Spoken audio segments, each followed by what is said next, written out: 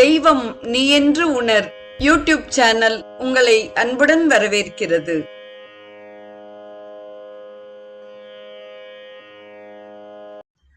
அன்பு உள்ளங்கள் அனைவருக்கும் இனிய சுபதின வணக்கம். இன்றைய ஸ்ரீ லலிதா சகஸ்ரநாமத்தில் 732வது நாமம் தொடங்கி 744வது நாமம் வரை நாம் சிந்திக்க இருக்கிறோம். முதலில் வரும் நாமம் ஓம் நாம பாராயண பிரீத்தாயை நமக என்பதாகும். நாம பாராயணத்தால் மகிழ்பவள். தேவியின் திருநாமங்களை போற்றி பாடுவதும் படிப்பதும் பாராயணம் எனப்படும். 1000 திருப்பெயர்கள் 300 திருப்பெயர்கள் போன்ற வகையில் அவரவர்கள் வசதிக்கேற்ப அத்திருநாமங்களை பாராயணம் செய்யலாம். அதனால் தேவி மகிழ்கிறாள். அம்பிகை வழிபாட்டில் நாத பாராயணம், கட்டிகா பாராயணம், தத்துவ பாராயணம், நித்திய பாராயணம், நாம பாராயணம், மந்திர பாராயணம் என 6 வகையான பாராயணங்கள் உள்ளன. அவற்றுள் மிகவும் எளிதானது நாம பாராயணமே ஆகும். நாம பாராயணம் என்பது சகஸ்ரநாம பாராயணத்திலிருந்து வேறுபட்டது. அந்த நாம பாராயண முறை ஸ்ரீவித்யா நித்யாகிகம் போன்ற நூல்களில் காணப்படுவதாகவும் உரையாசிரியர் திரு சி.வே. ராதாகிருஷ்ண சாஸ்திரிகள் கூறுகிறார். 733ஆம் நாமம் ஓம் நந்தி வித்யாயை நமக என்பதாகும். நந்தி தேவரால் உபாசிக்கப்பட்ட மந்திர வடிவினள். திரு நந்தி தேவரே மாணிக்கவாசகராக அவதரித்தார் என்ற ஒரு கருத்தும் உண்டு. அவர் பாடிய திருவாசகத்தில் இடம்பெற்றுள்ள திருவம்பாவை பாடல்களை சக்தியை வியந்தது என்ற தலைப்பிலும் குறிப்பிடுகின்றனர். வேறு சில பதிகங்களிலும் சக்தி தொடர்பான கருத்துக்கள் இடம்பெற்றுள்ளன. அவ்வகையில் திருவாசகத்தையும் நந்தி வித்தை என்று கருதலாம். அவ்வாறே திருமூலருக்கு நந்தி சொன்ன உபதேசங்களே திருமந்திரம் ஆயிற்று.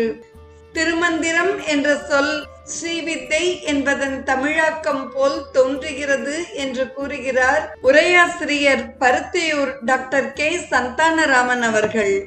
அவ்வகையில் திருமந்திரமே நந்தி வித்தை எனலாம். 734ஆம் நாமம் ஓம் நட்டேஸ்வரியை நமக என்பதாகும். கூத்த பெருமானின் துணைவி, தில்லையில் நடமாடும் திருச்சிற்றம்பல கூத்தருடன் உடனுறையும் சிவகாம சுந்தரி வடிவினள். 735ஆம் நாமம் ஓம் மித்யா ஜெகத் அதிஷ்டானாயை நமக என்பதாகும். பொய்யான உலகத் தோற்றத்திற்கு ஆதாரமாக இருப்பவள். உலகம் மெய்யென தோன்றினாலும் உண்மையில் அது பொய்யானது. எனவே அதனை மித்யா ஜெகத், அதாவது பொய்யான உலகு என்றனர். அதற்கும் ஆதாரமாக இருந்து உலகத்தை தாங்குபவள் அம்பிகை. 736ஆம் நாமம் ஓம் முக்திதாயை நமக என்பதாகும். முக்தி என்னும் வீடு பேற்றை அளிப்பவள். பிறவி துன்பத்திலிருந்து விடுதலை பெறுவதே வீடு அல்லது முக்தி. அதனை அளிப்பவள் தேவி. 737ஆம் நாமம் ஓம் முக்தி ரூபிண்யை நமக என்பதாகும். முக்தி வடிவினள். வீட்டின்பமே தேவியின் வடிவம். முக்தியும் முக்திக்கு வித்தும் அவளே என்பார் அபிராமி பட்டர். 738ஆம் நாமம் ஓம் லாஸ்ய பிரியாயை நமக என்பதாகும். லாஸ்யத்தில் விருப்பம் உள்ளவள். பெண்கள் ஆடும் நடனம் லாஸ்யம் எனப்படும். ஆண்கள் ஆடுவது தாண்டவமாகும். நட்டேஸ்வரியான தேவி லாஸ்யத்தில் விருப்பம் உள்ளவள். அவ்வப்பொழுது ஈசனுடன் பல்வேறு நடனங்கள் ஆடுபவள். அவ்வாறே மகளிர் ஆடும் நடனங்களை காண விரும்புபவள். அரம்பை முதலான தேவலோக பெண்களும் பூவுலக பெண்களும் ஆடும் நடனத்தில் ஈடுபாடு உடையவள் தேவி. 739ஆம் நாமம் ஓம் லயக்கரியை நமக என்பதாகும். லயத்தை கொடுப்பவள். நடனத்துக்கு இசையுடன் லயம் என்ற தாளக்கட்டு இன்றியமையாதது. அதனை தருபவள் தேவி. இயற்கையில் அருவியின் ஓசை முதலான அனைத்தும் ஒரு குறிப்பிட்ட லயத்துடன் அமைந்துள்ளன. இயற்கை இயக்கங்கள் அனைத்திலும் உள்ள லயத்தை அளிப்பவள் தேவி. ஸ்ருதியும் லயமும் இசைக்கும் நடனத்துக்கும் தாய் தந்தை என்பர்.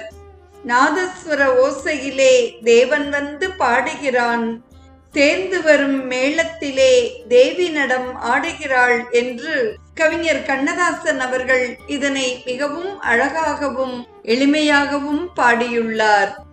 740ஆம் நாமம் ஓம் லஜ்ஜாயை நமக என்பதாகும்.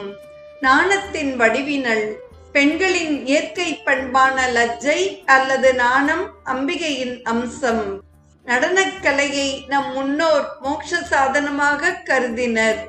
லாஸ்யம் ஆடும் பெண்கள் அரங்குகளில் ஆடும் பொழுது அதனை தெய்வீக கண்ணோட்டத்துடன் காண வேண்டும் என்பதும், அதே நேரத்தில் நாணம் முதலான பெண் இயல்புகளை பேணி காத்தல் அவசியம் என்பதும் இங்கே நாம் கருத்தில் கொள்ள வேண்டியதாகும்.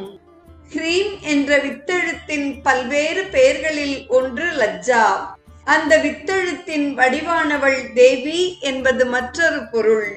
741ஆம் நாமம் ஓம் ரம்பாதி வந்திதாயை நமக என்பதாகும். அரம்பை முதலானவர்களால் வணங்கப்பட்டவள். அரம்பை, ஊர்வசி, திலோத்தமை போன்ற நடன மாதர்களால் வணங்கப்பட்டவள். நட்டேஸ்வரியான அம்பிகையை தங்களுக்கும் லயம் முதலான நுணுக்கங்களை கொடுத்தருள வேண்டி தேவலோகத்து நடன மாதர்கள் வணங்கினர். தேவியின் லாஸ்யம் அரம்பை முதலான தலை சிறந்த நடன கலைஞர்களும் தலைவணங்கும் வகையில் சிறந்து விளங்குகிறது. 742ஆம் நாமம் ஓம் பவதாவ சுதா விருஷ்டியை நமக என்பதாகும். பிறவி துன்பமாகிய காட்டு தீயை அணைக்கும் அமுத மழையாக இருப்பவள். சுதா என்றால் அமுதம், விருஷ்டி என்றால் மழை. பிறவி எடுத்தவர்கள் சம்சாரமாகிய திசை தெரியாத காட்டுக்குள் இருக்கின்றனர். காட்டில் தீயும் பற்றி எரிகிறது. வெளியில் வரவிடாமல் வெப்பம் தகிக்கிறது. அதிலிருந்து மீட்க வல்லவர் யார்? தேவிதான். அவள் அமுத மழையை பொழிந்து காட்டு தீயை அணைக்கிறாள். தேவியின் அருள்மழை காட்டு தீயை அணைக்கிறது. அத்துடன் அது அமுதமழை பிறவாத இரவாத தன்மையையும் அளிக்கிறது. அதாவது பிறவாத முக்தியை அளிக்கிறது. எனவே வாக்தேவிகள் பிறவி துன்பத்தை காட்டு தீயாகவும் அன்னையின் அருளை அமுத மழையாகவும் உருவகம் செய்தனர். 743ஆம் நாமம் ஓம் பாப்பாரண்ய தவானலாயை நமக என்பதாகும். பாவம் என்னும் வனத்தை அழிக்கும் காட்டுத்தீயாக இருப்பவள். அமுதமழையே தேவையான போது காட்டுத்தீயாகவும் மாறுகிறது. இவ்வுலக வாழ்வு பாவங்கள் நிறைந்த முட்புதர்கள் மண்டிய காடாக இருக்கும் பொழுது அதனை எரித்து நம்மை வெளியேற்றும் வகையில் அவள் காட்டுத்தீயாக மாறுகிறாள்.